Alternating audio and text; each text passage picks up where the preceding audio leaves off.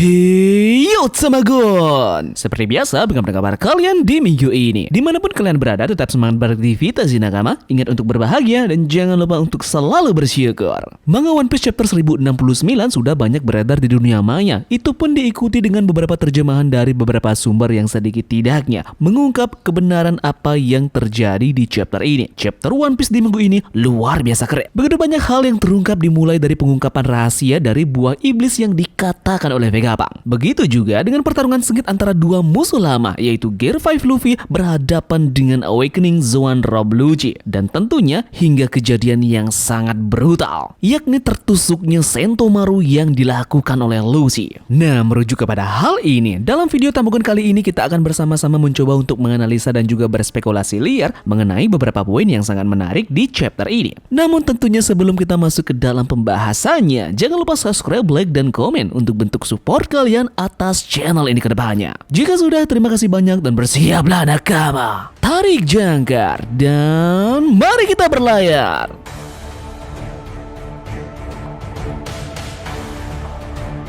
Jadi kita akan masuk langsung ke dalam poin pembahasan kita yang pertama. Poin yang menarik dibahas yakni mengenai pengungkapan sedikit rahasia dari buah iblis yang dikatakan oleh Dr. Vegapunk di chapter 1069.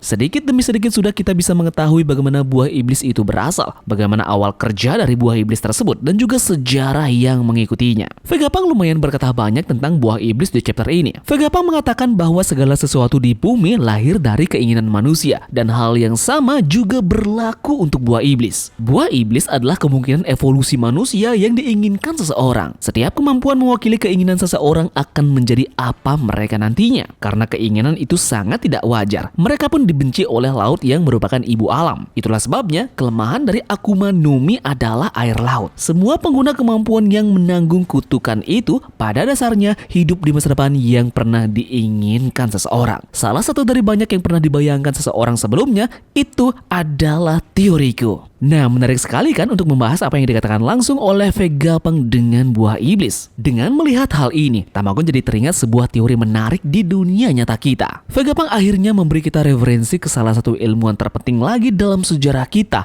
yakni Charles Darwin dengan teori evolusinya. Kata-kata yang merujuk pada teori Darwin adalah, tidak ada yang tetap di dunia ini, kehidupan berubah dengan cara yang sama seperti layaknya evolusi. Sangat unik kan bagaimana Vegapunk menyebut penjelasannya tentang buah iblis sebagai tanda petik teori. Yaps, karena evolusi saat ini masih didefinisikan sebagai teori. Teori evolusi melalui seleksi alam dinyatakan dari akumulasi perubahan pada spesies ataupun mutasi pada DNA mereka dari waktu ke waktu. Ini dalam kondisi yang berbeda akan membawa kita ke spesies baru. Nah, pertanyaannya, beginikah cara Akuma no Mi ini muncul dan tercipta? Mungkinkah buah iblis berasal dari proses evolusi masa depan dalam tanda petik manusia di One Piece? Evolusi tidak memiliki tanda petik jalur yang ditentukan sebelumnya. Bagaimanakah jika buah iblis sendiri memiliki faktor garis keturunan ataupun DNA yang sama dengan organisme hidup lainnya di One Piece? Mereka saling berbagi dan ada beberapa faktor eksternal juga dengan lingkungan bersamaan dengan mutasi yang menyebabkan mereka akan berkembang biak dengan cara ini. Nah, kita tahu bahwa semua kehidupan memiliki asal-usul yang sama,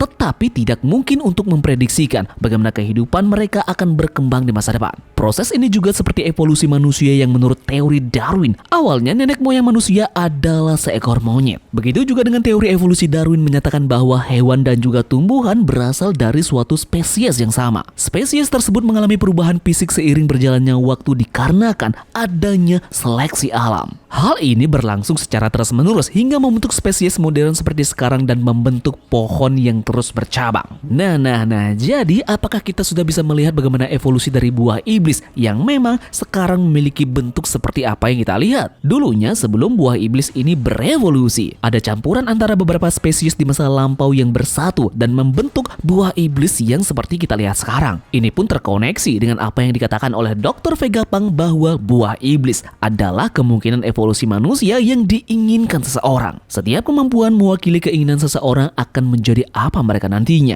Jadi overall, dengan mengacu kepada evolusi dari buah iblis yang dikatakan oleh Dr. Vegapunk, kita tidak akan pernah selesai memahami asal-usulnya, kompleksitas identitasnya dan juga evolusinya. Inilah briliannya Oda Sensei yang memasukkan misteri terbesar di dunia nyata kita dengan sesuatu yang para ilmuwan di dunia kita pun belum bisa mengerti dan memecahkan misteri tentang evolusi. Kemudian yang paling menarik dari semua ini adalah Darwin menyelesaikan teori evolusi setelah pelayarannya dengan kapal Beagle dan apa yang selama ini dia amati dalam pelayarannya tersebut. Nah, apakah ini akan sama dengan Vegapunk? Apakah perjalanan dari Sanigo memiliki lebih banyak hubungan tentang hal ini? Dan seiring itu, kita pun akan mengetahui dan menjelaskan teori sesungguhnya dari evolusi buah iblis tersebut.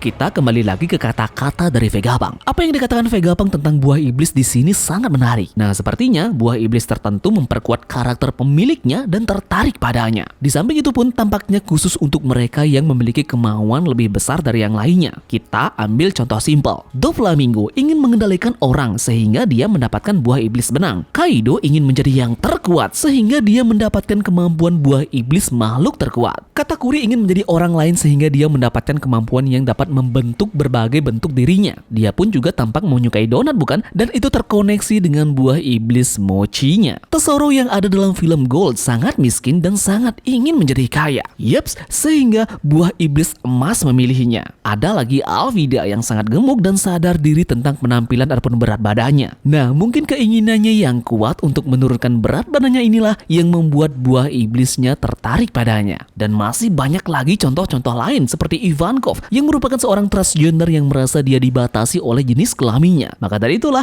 buah iblis hormon memilihnya. Chopper adalah hewan buangan di kawanannya dan menjadi ingin bergaul dengan manusia. Maka dari itulah buah iblis manusia memilihnya. Robin juga demikian. Robin adalah anak yang kesepian dari dulu sehingga dia dapat buah iblis yang mengkloning dirinya sendiri. Sementara itu, Blackbeard menginginkan segala untuk dirinya sendiri seperti kegelapan. Ini pun menjelaskan mengapa kru Kaido kesemuanya adalah dinosaurus dan kru Big Mom yang penuh dengan buah iblis makanan menjadi masuk akal. Ini bukan hanya kebetulan semata. Eiichiro Oda benar-benar seorang mangaka yang cerdik. Jadi sangat benar sekali bahwa apa yang diinginkan oleh si pengguna membuat buah iblisnya pun tertarik untuk memiliki kemauan dari sang pemakan buah iblis tersebut. Jadi pantas saja rasanya buah iblis Nika milik Luffy memilih Luffy sebagai tuannya karena Luffy ingin terbebas dari segala hal yang membelenggu dirinya maupun seseorang. Pengguna menginginkan hidup yang sangat bebas dan juga punya sifat yang kocak. Oleh sebab itulah makhluk mitos prajurit pembebasan Nika menjadikan Luffy sebagai tuannya.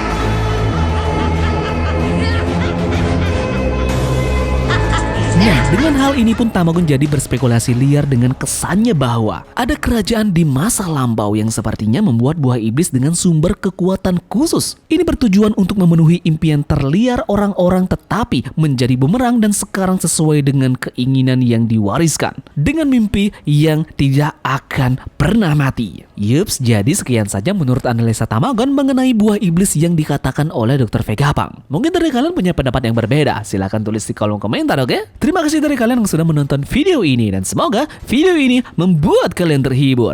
Sekian dari Tamagon dan turunkan jangkar, mari kita berlabuh.